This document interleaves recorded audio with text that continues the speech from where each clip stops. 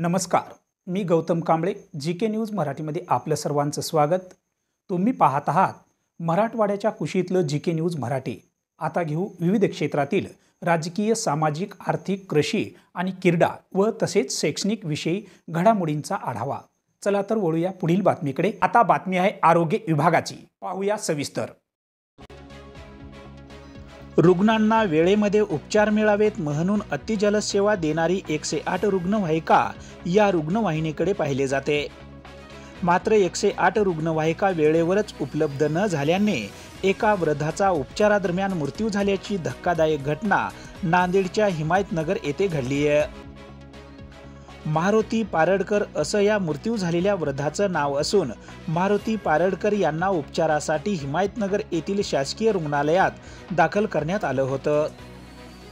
परंतु त्याची प्रकृती बिघडल्याने त्यांना पुढील उपचारासाठी नांदेड येथे हलवण्याचा सल्ला येथील डॉक्टरांनी दिला होता. नांदेड येथे हलवण्यासाठी नातेवाईकांनी 108 रुग्णवाहिकेला संपर्क केला, परंतु 108 रुग्णवाहिका जवळपास 2.5 तास उशिरा आली. रुग्णवाहिका उशिरा आल्याने मारुती पारडकर या वृद्धाचा मृत्यू झाला असा आरोप रुग्णाच्या नातेवाईकांनी केला आहे. दरम्यान 108 रुग्णवाहिका ही हिमायतनगरच्या शासकीय रुग्णालयाबाहेरच उभी आहे. या रुग्णवाहिकेत डॉक्टर नसल्याचे कारण सांगण्यात येत आहे. त्यामुळे ही रुग्णवाहिका शोभेची वस्तू बनल्याचे दिसून येत आहे.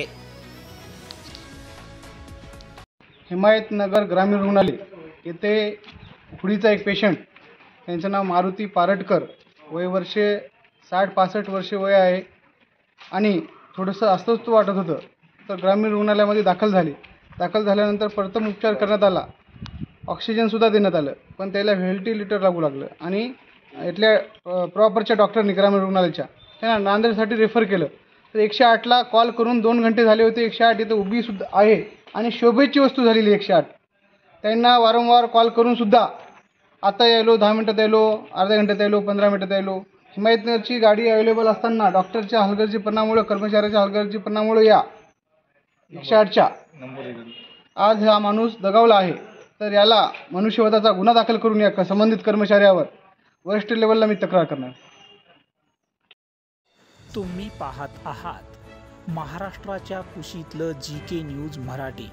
साथ जनतेची, भूमी महाराष्ट्राची.